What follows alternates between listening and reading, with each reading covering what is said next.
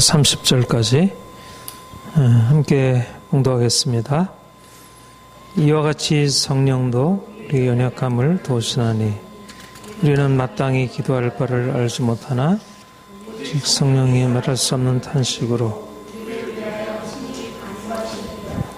마음을 살피는 이가 성령의 생각을 하시느니 이는 성령이 하나님의 뜻대로 성도를 위하여 인도하십니다. 우리가 알거니와 하나님을 사랑하는 자 곧 그의 뜻대로 부르심을 입은 자들에게는 모든 것이 합력하여 선을 이루느니라. 하나님이 미리 하신 자들을 또한 그 아들의 형상을 본받게 하기 위하여 미리 정하셨으니 이는 그로 많은 형제 중에서 아들이 되게 하려 하심이라. 또 미리 정하신 그들을 또한 부르시고 부르신 또한 의롭다 하시고 의롭다 하신 그들을 또한 영화롭게 하셨느니라. 아멘. 우리 사람들이 인생의 행복을 추구하고 살아가는 것은 너무나 당연한 일이고 또 그 자체로서는 바람직하다 그렇게 생각을 합니다.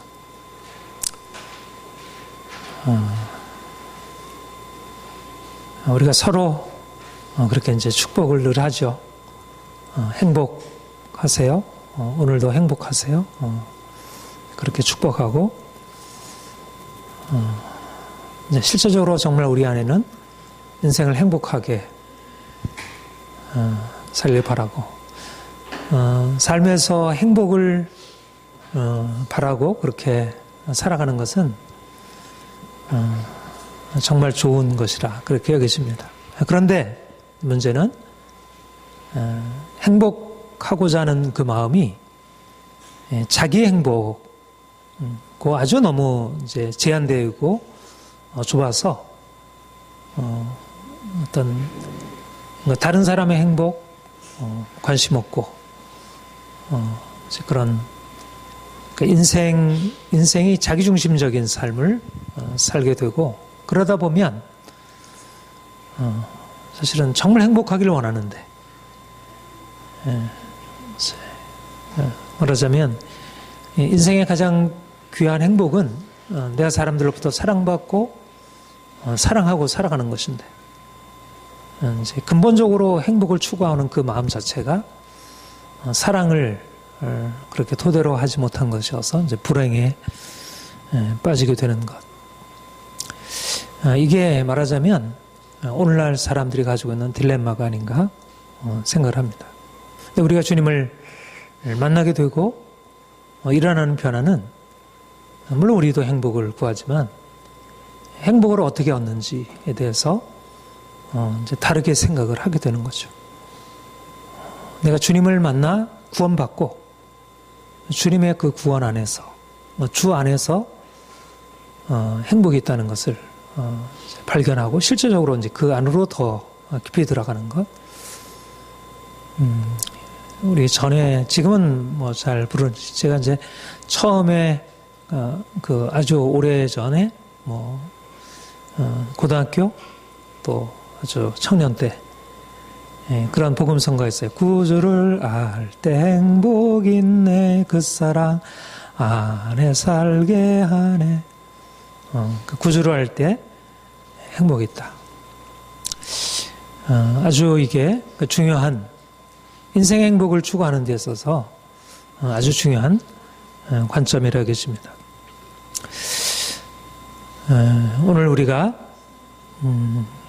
어떻게 주님이 우리를 그분의 진정한 행복으로 부르셨는지 함께 살피길 원합니다.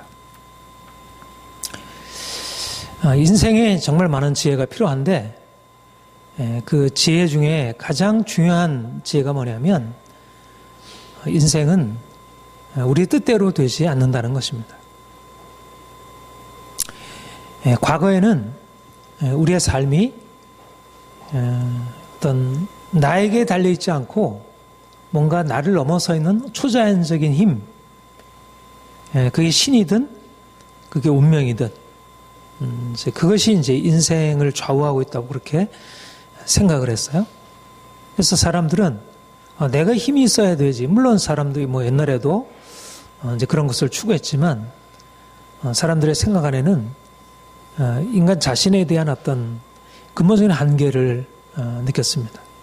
그러니까 운명이 인생을 좌우하고 주관하는 것으로. 그래서 자기 운명이 어떤 것인지에 따라서 그러니까 비교적 자기 한계를 인정하는 그런 게 있었던 것입니다. 그런데 사실 이제 오늘날 이제 그 사람들의 그 이성이 발달하고 과학기술 문명이 발달하면서 사람들이 갖게 된 그 인생에 대한 생각의 전환. 그게 뭐냐면 인생은 어떤 객관적인 다른 내 위에 넘어서 있는 어떤 초자연적인 운명이 내 인생을 주관하는 것이 아니라 내가 스스로 내 인생을 주관할 수 있구나. 인생의 주인은 나다라는 생각. 코기토 에르고숨. 나는 생각한다. 그러므로 존재한다. 우리의 생각이 인생을 건강하게 만들 수 있다는 것. 생각하는 대로 된다. 이제 그런 뭐 성공학에서 하는 얘기이기도 하지만 이거는 기본적으로 근대 서구 문명을 특징 지우는 것이라 생각을 합니다. 그런데 사실 삶이 정말 그런가요? 우리가 내가 원하고 내가 생각하고 내가 열심히 경영하고 노력하면 내가 원하는 것들이 다 주어지나?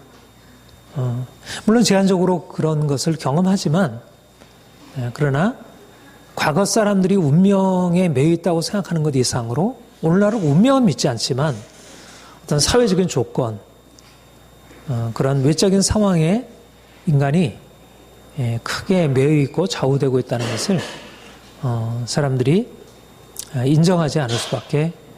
뭐 지금도 여전히 물론 이제 의학이 발달해서 수명도 연장하고 사람들이 비교적 이전에 가지고 있었던 삶의 제약 속에서 살아가고 있지 않지만 그러나 분명한 것은 인간이 유한하고 한계가 있는 존재라는 것.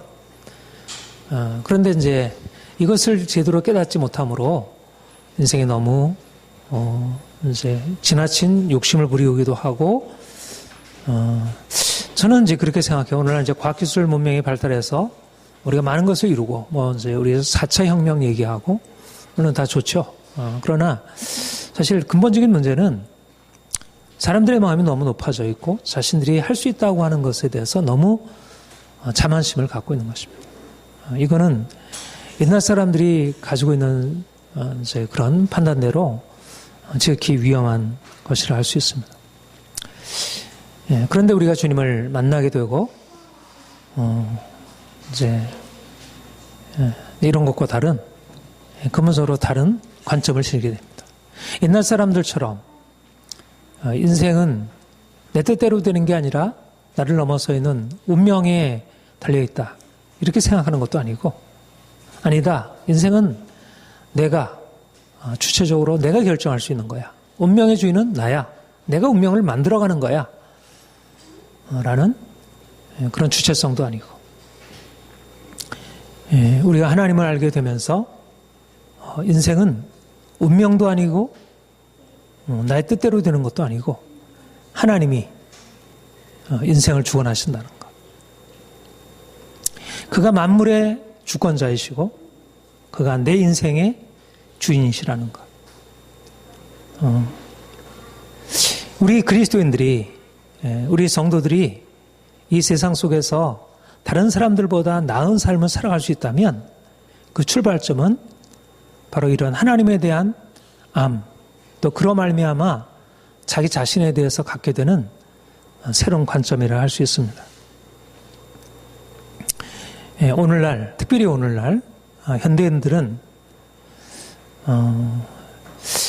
너무 위험한 길로 치닫고 있다 생각이 듭니다. 인간이 마치 신이 되는 것이냐.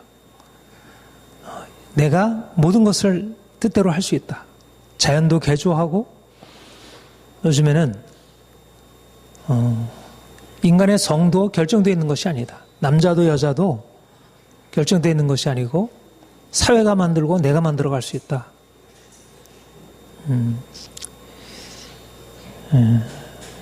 그야말로 인간이 자기의 피조물됨, 자기의 한계를 넘어서서 신의 자리에 오르려고 하는 것, 그게 삶의 많은 행복을 가져다 주죠. 근데 우리가 지금 직면하고 있는 많은 문제들, 생태계 위기, 핵 위협, 우리의 삶에 너무나 심각한 많은 문제들, 그게 어디서부터 비롯된 것입니까?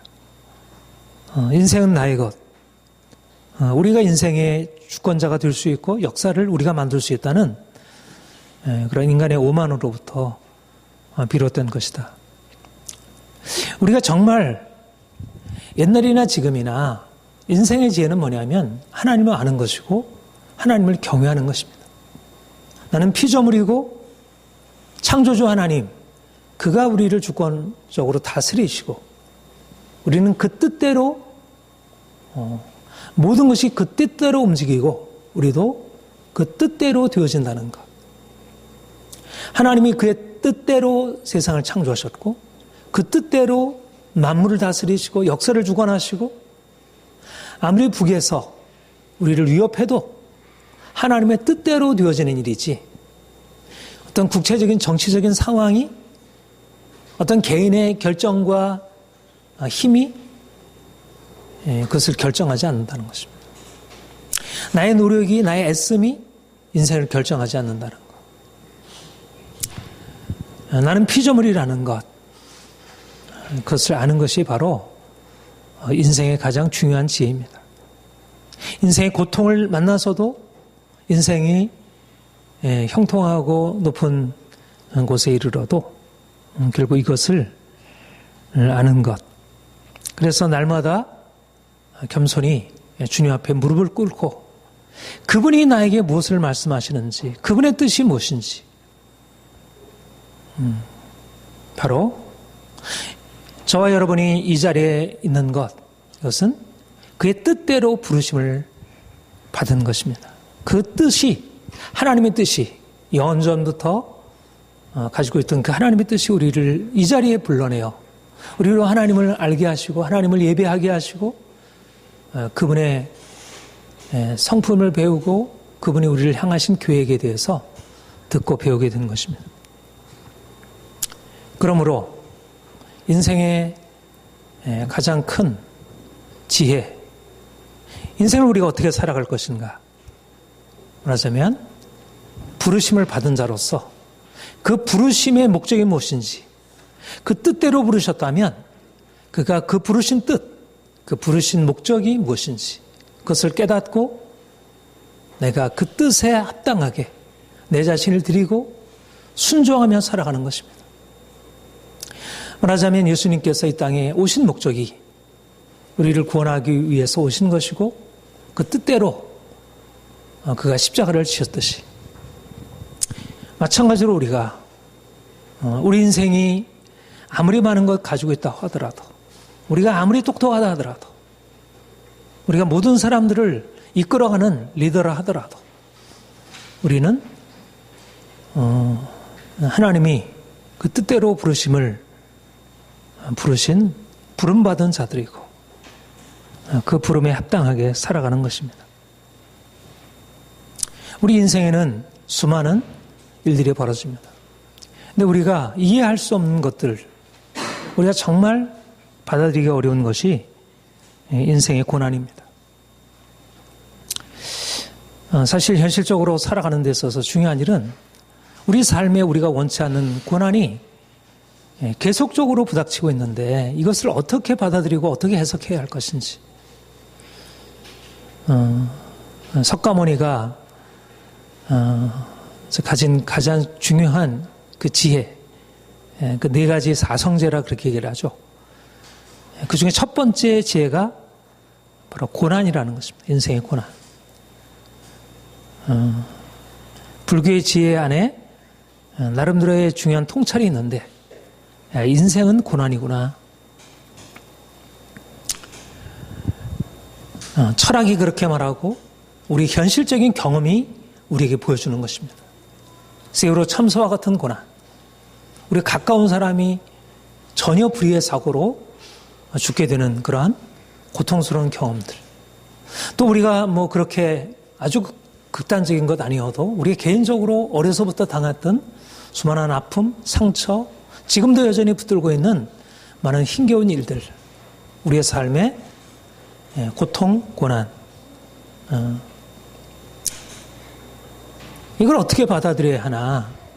사실 이것에 대해서 내가 긍정적으로 그것을 받아들이고 그것에 대해서 의연하게 대처할 수 있는 사람은 뭐 작은 것 어느 정도까지 내가 감당할 수 있는 것들이 하지만, 그러나 수많은 고통, 내 한계를 넘어서는 것에 대해서 우리는 어찌할 수 없는 것입니다. 그야말로 공경에 부딪히는 것입니다. 어떤 위로도 통하지 않고 극단적인, 그래서 때때로 죽음을 선택하기도 하고. 고난이 유익하다, 고난이 목적이 있다. 옛날에는 신이, 어떤 운명이 주어져 있기 때문에 우리는 어쩔 수 없는 거야. 사람들은 그렇게 생각해서 그거를 그런 의미로 받아들였습니다. 그렇게 뭐 깊게 하지 않아도 대부분의 사람들이. 그러나 오늘날은 인생의 모든 것들이 내 뜻대로 되어진다 생각하면서 우리가 뭔가를 할 수 있으면 이렇게 되는데, 그런데도 이것이 주어진다는 사실에 대해서 이걸 어떻게 설명할 수가 없는 것입니다. 합리적으로 도무지 설명할 수 없고 무엇인가 돌릴 수 있는 대상이 없는 것입니다. 그래서 고난의 의미가 있고 목적이 있다고 하면 굉장히 그것에 대해서 불편해합니다. 그리스도인들조차도. 고통의 뜻이 있다 이렇게 얘기를 하면 합리적인 사람들은 아주 거기에 대해서 받아들이려고 하지 않습니다. 제가 이제 요즘에 그런 신학자들의 글들을 읽어봐도 신학자들조차도 성경에서 명시적으로 얘기하고 있는 고통의 뜻이 있다, 이거는 굉장히 일종의 폭력과 같은 의미로 받아들이는 것 같습니다. 그런데 우리가 주님을 만나게 되면서 깨닫게 되는 것은 고통도 유익하고 목적이 있다는 것. 우리가 하나님을 알게 되면서 고통 안에도 하나님께서 무엇인가 그분의 뜻을 가지고 그분이 허락하신 것이라는 것. 일제강점도 6.25도 세월호 참사도 분명히 인간의 책임들이 있고 그 책임을 우리가 도외시해서는 안 되지만, 그러나 그것을 넘어서 하나님의 뜻이 있다는 것. 본문 말씀에 우리가 잘 아는 이렇게 말씀하고 있습니다. 그의 뜻대로 부르심을 입은 자들에게는 모든 것이 합력하여 선을 이루느니라. 이것이 얼마나 놀라운 비밀인지. 우리가 되어지는 삶의 모든 것들이 우리 뜻은 아니지만, 정말 내 뜻은 아니지만, 어떻게 우리가 고통스럽게 되는 일이 어떻게 나의 뜻이겠습니까? 나의 실패가, 자녀들의 고통과 어려움이 어떻게 나의 뜻이겠습니까? 나의 뜻일 수는 없는 것이죠. 적극적으로 내가 그것을 뜻하고 목적할 이유는 없습니다. 아무리 좋은 것이 있다 하더라도. 그러나 내 뜻은 아니지만, 만약 내 뜻으로 생각하고 살아간다면 그거를 내 인생에 받아들여야 할 이유가 없는 것입니다. 이거는 도무지 내 인생에 있어서는 안 되는 일밖에 안 되는 것입니다. 그러나 나보다 크신 하나님, 나보다 더 지혜로우신 하나님이 내가 원치 않지만, 내가 뜻하지 않지만 그분의 선하신 뜻을 따라 내 인생에 허락하신 것이라는 것을 안다는 것이 얼마나 귀한 일인지. 인생은 우리 뜻대로 되지 않는다는 것. 인생은 행복도 있고 불행도 있고 고통도 있고 기쁨도 있고 두려움도 있고 평안도 있고. 인생은 마치 날줄과 시줄이 함께 엮여져서 배를 짜듯이 인생의 고통과 불행마저도 하나님의 뜻을 이루어가는, 그래서 그 모든 것이 합력하여 하나님의 선, 궁극적인 그분의 목적을 이루어가는 하나의 요소라고 하는 것. 우리가 이것을 받아들이게 된다면 내 실수로 인한 고통이든 남들이 나에게 준 피해이든 억울한 것이든 이유가 있는 것이든 그 모든 고통의 과정, 힘겨운 과정들 속에서 우리는 그냥 절망하거나 당혹해하거나 그 사실들을 그냥 외면하지 않고서 그 사실을 통해서 오히려 우리를 넘어 계신 하나님, 우리보다 크신 하나님께 겸손히 무릎 꿇고 그분이 무엇을 목적하시는지, 그분이 가지신 생각이 무엇인지, 우리가 주님을 바라보지 않는다면 우리에게 주어진 환경 속에서 얼마나 절망스러운 일이 많습니까? 우리가 하나님을 생각하지 않는다면 얼마나 화가 나는 일이 많습니까?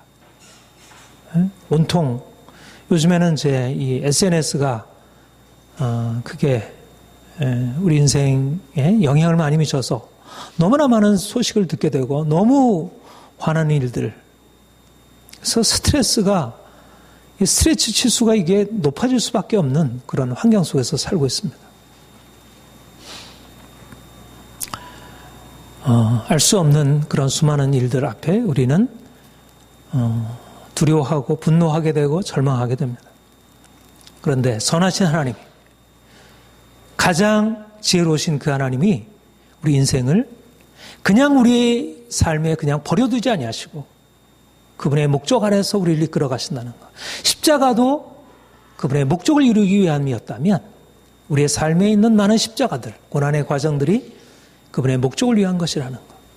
나의 실패를 통한 고통이든 또 이웃의 잘못으로 인한 고통이든 하나님께서 그 모든 고통의 과정을 통해서 우리를 연단하시고 우리로 하여금 더 높은 목적을 향해 나아가도록. 여러분, 그래서 감사하는 것입니다. 모든 것이 합력하여 선을 이룸을 알기 때문에 우리는 범사에 감사하는 것입니다. 역경과 시련을 만나서 하나님을 알지 못하게 되면 자기 자신과 주변 환경을 바라보면 낙심하게 되고 두려워하게 되고 분노하게 됩니다.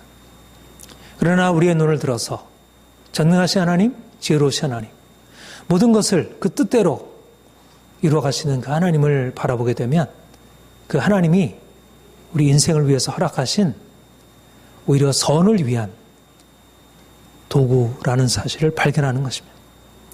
악한 것이 선한 것의 도구가 된다는 이 역설, 이게 십자가의 비밀입니다. 십자가는 그 자체는 악한 것이지만 고통이라는 면에서 악한 자들의 그런 악행이라는 면에서 그것은 악한 것이지만 하나님은 그 악을 통해서 세상을 구원하시는 놀라운 선을 이루신 것입니다. 우리 인생의 고난이 다 그런, 우리는 다 이해할 수 없지만, 그래서 지금은 절망하고 답답해 여기지만, 그러나 그분의 우리 자신을 위해서 선을 이루고 또 우리 자신을 뿐만 아니라 많은 이웃을 위하여 이것이 유익하게 사용되리라는 것. 우리가 주를 바라보아야 할 것입니다. 여러분, 지금 여러분의 상황에서 닥치는 많은 일들에 대해서 어떻게 반응하고 있습니까? 낙심합니까? 분노합니까? 두려워합니까? 내가 시선을 어디에 두고 있는지, 하나님께 두고 있는지, 자신에게 두고 있는지, 다른 사람들에게 두고 있는지 살펴보아야 할 것입니다.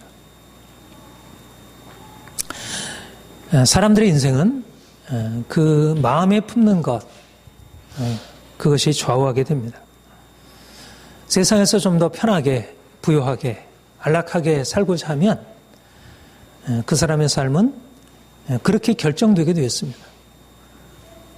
내 인생, 지금 내가 가지고 있는 여건이 무엇이냐 보다 더 중요한 것은 내가 마음에 무엇을 품고 있는가 하는 것이 중요합니다. 돈을 품고 사는 것, 날마다 부자들만 바라보고 살아가는 것, 요즘 청소년들처럼 예쁜 연예인들 바라보고 하나도 저렇게 예뻤으면 좋겠다.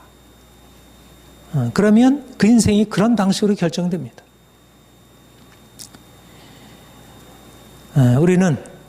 여러분 처음에도 말씀드렸지만 분명히 인생의 행복을 추구하는 사람들입니다. 그러나 보통 사람들이 알고 있는 그런 단순한 행복을 넘어 보다 높은 목적을 마음에 품고 살아가는 것입니다.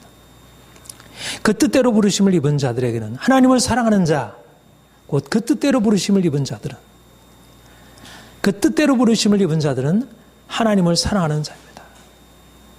그 뜻대로 부르심을 받아 하나님의 사랑을 받고 이제 하나님을 사랑하는 자, 우리가 사랑받고 하나님을 사랑하는 자,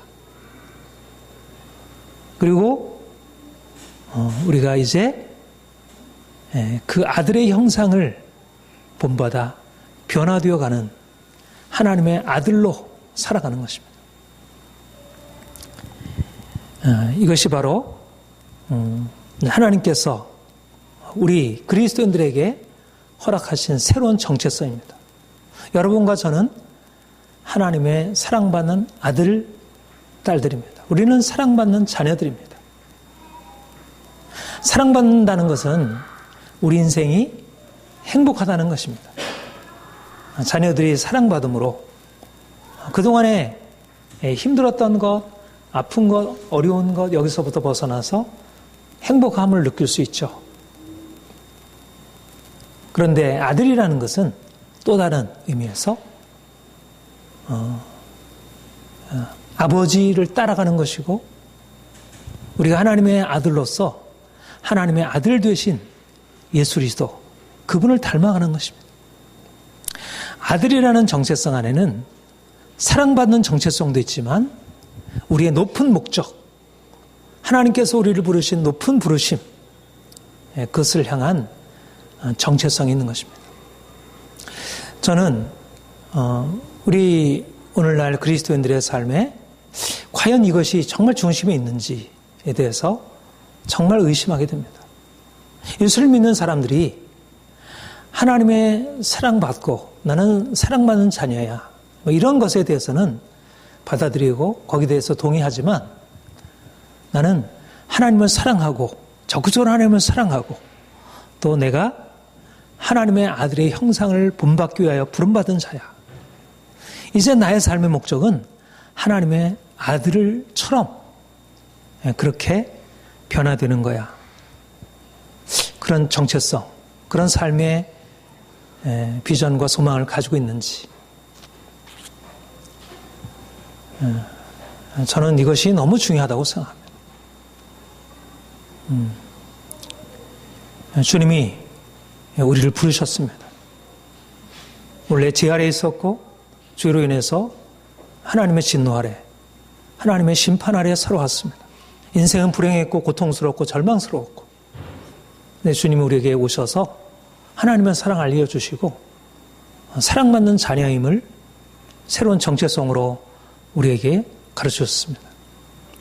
인생이 고통이 아니고 절망이 아니고 사랑 안에서 평안함과 안식을 누릴 수 있음을 깨닫게 하신 것입니다. 그런데 중요한 사실은 우리가 이렇게 하나님의 사랑받는 자녀로서 주께서 우리를 부르신 목적이 있다는 것입니다. 이제 우리가 하나님의 사랑받는 자로 성도라 부름을 받고 이제 거룩한 삶을 추구하도록, 이전에는 죄 아래 살면서 저주 아래 있었다면 더 이상 이제는 죄 아래 사는 것 아니라 이제는 하나님의 성품을 닮은 자로, 하나님의 아들 예수 그리스도 그분을 본받는 자로 내 인생에 목적을 설정하고 살아가는 것입니다. 사람들은 인생을 어떻게 하면 행복하게 살까? 어떻게 돈을 많이 벌어서 남들처럼 그렇게 부자로 그렇게 살까? 사람들의 마음에 품는 것을 따지고 보면 결국 여러 가지 많은 이런 꿈 저런 꿈 다 얘기하지만 종합해 보면 내 인생을 어떻게 이 세상에서 좀 돈 많이 벌어가지고 부자로 행복하게 살까? 이게 사람들의 꿈으로 요약이 됩니다. 예수 믿는 사람들까지. 그건 아니라는 것입니다. 주님을 알지 못하는 사람이야 당연히 그렇게 삶을 살아갈 수 있지만, 어떻게 예수를 믿으면서 하나님의 아들, 딸이라고 하는데 어떻게 여전히 똑같이 그런 목적을 가지고 살아가는지, 하나님의 뜻은 그 뜻대로 부르심을 받았는데, 그 뜻을 위하여 부르심을 받았는데, 그 뜻은 우리로 하여금 그 아들의 형상을 본받는 것인데, 우리 자신은 아들의 형상을 본받는 것에는 관심 없고, 어떻게 하면 먹을까? 어떻게 하면 맛있는 거 먹을까? 어떻게 하면 재미나게 놀까? 여러분, 아무리 아들, 딸이 사랑스럽도록 할지라도 아이의 마음 안에 늘 먹는 거, 노는 거 사랑스럽겠습니까? 그 아이에 대해서 나는 너를 너무 사랑해. 항상 그 얘기만 해주겠습니까? 걱정스럽다. 그렇게 생각하겠죠.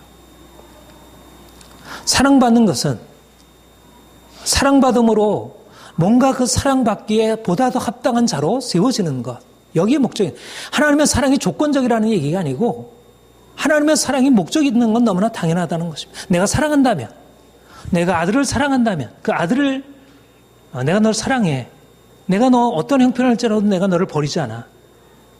그게 내 사랑이지만, 그러나 거기에 머문다면 그것은 제대로 된 사랑이라 할 수 없을 것입니다. 내가 사랑하기 때문에 넌 그래서는 안 돼. 보다 제대로 살아야지. 왜 그렇게 사니? 야단도 치고 책망도 하고, 그게 사랑이죠. 우리가 하나님의 사랑받는 자로 부르심 받았다면 그 하나님이 우리를 향하신 목적을 이해하고 우리가 그분의 목적에 합당하게 살아가야지. 그 아들의 형상을 본받으려고 우리가 씨름을 해야지. 물론 우리가 안 되는 것입니다. 우리가 이 인간의 어떻든 노력으로 했으므로 되지 않는다는 것을 인정할 수밖에 없습니다. 우리는 피조물이고 우리는 죄에 매있던 자들이고 여전히 그 옛날에 있었던 그 죄의 세력이 강하게 우리를 장악하고, 본문에 그러나 뭐라고 말씀하냐면 하나님께서 미리 정하신 그들을 또한 부르신 그들을 또한 의롭다 하신 그들을 또한 영화롭게 하셨느니라. 우리를 의롭다 하시고 우리를 영화롭게 하셨느니라. 그가 우리를 거룩하게 하시고 우리를 영화롭게 그렇게 바꾸신 것이고 지금도 그 일을 성령으로 말미암아 행하고 있는 것입니다. 우리가 줄탁동시라 그런 얘기를 하죠. 줄탁동시. 무슨 말입니까? 병아리가 알에서 깨어나려고 하면 바깥에서 어미 닭이 바깥에서 쪼고 또 안에 있는 그 병아리가 함께 쪼고, 줄탁동시, 줄과 탁이 밖에서 어미 닭이 쪼는 것과 안에서 그 병아리가 쪼는 것이 동시에 이루어져서 부화가 된다는 것입니다. 하나님이 우리를 그분의 선하신 목적을 위하여 부르시고 성령으로 말미암아 우리를 거듭거듭 말씀하시고 우리에게 셈 주시고 우리로 그리로 나아갈 수 있도록 역사하고 계시죠. 하나님의 전적인 은혜입니다. 그러나 또한 우리 편에서도 그것을 추구하는 것입니다. 하나님, 나도 거룩하게 되길 원합니다. 이제 옛사람 벗어버리고 나의 이전의 이기적이고 욕망에 따라 살던 삶 벗어버리고 이제 하나님 뜻대로 거룩하게 주님처럼 살기 원합니다. 나도 사랑하기 원합니다. 나도 이제 희생하며 섬기를 원합니다. 겸손하게 원합니다. 날마다 주님 앞에 나아가 우리의 연약함을 고백하며 그분의 은혜를 구하는 것입니다. 추구하는 것입니다. 애쓰는 것입니다. 더 이상 과거에 매이지 않는 것입니다. 주님께서 우리에게 고난을 주신 이유가 무엇입니까? 모든 것이 합력하여 선을 이루니라. 하나님께서 왜 고난까지도 우리에게 허락하십니까? 그것은 바로 우리 안에 주의 형상을 이루게 하기 위하여, 그 아들의 형상을 본받게 하기 위하여 주께서 이 고난의 과정을 허락하는 것입니다. 만약 우리가 고난이 없다면, 우리의 삶이 그냥 형통하기만 하다면 여러분이 지금 이 자리에 나와 있겠습니까? 지금 부족할지라도 여러분의 신앙과 그런 삶의 변화가 일어날 수 있겠습니까?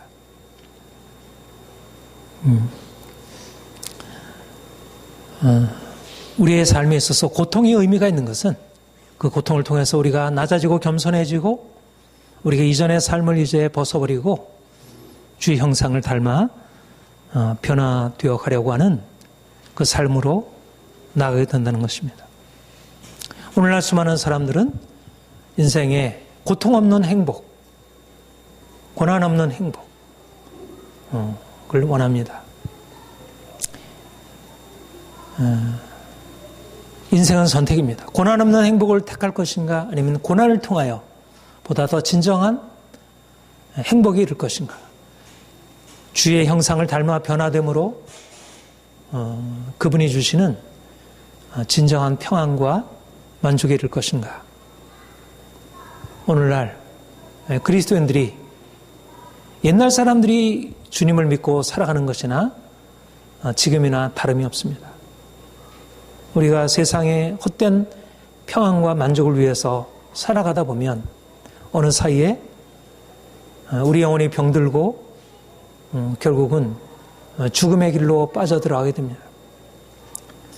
그런데 우리 하나님, 우리의 선하신 아버지, 우리의 사랑 많은 우리 아버지, 우리가 날마다 그분을 묵상하고 그분을 바라보고 그분이 우리를 위해서 계획해 놓으신 이 놀라운 계획, 그것이 고통을 통과하는 것이지만 그러나 그 안에 엄청난 하나님의 목적이 들어있다는 것을 깨닫고 우리가 그분을 따라간다면 우리 인생이 얼마나 놀랍게 변화될 수 있을지.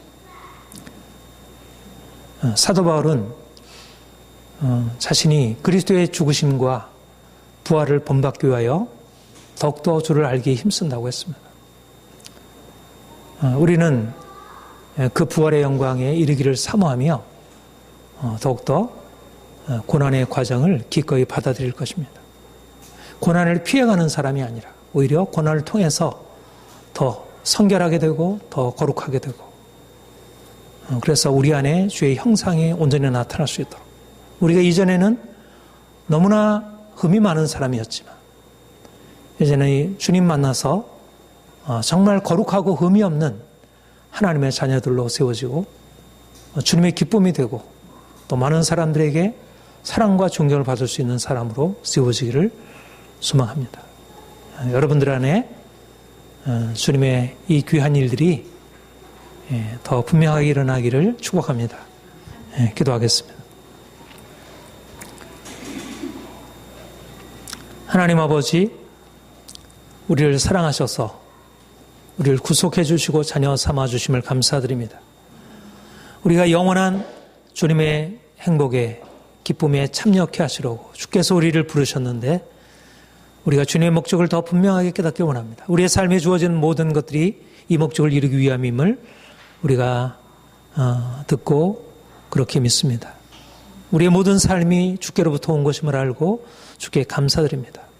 우리가 주님의 목적에 따라서 보다 거룩하게 흠없이 세워지게 하옵소서. 인생의 어떤 목적을 살던 향해 살던 우리의 삶이 이제는 거룩한 주의 형상 닮아서 변화되는 것을 추구하게 하옵소서. 날마다 우리 안에 주의 형상 이루어지기를 소망합니다. 감사드립니다. 예수님의 이름으로 기도합니다. 아멘.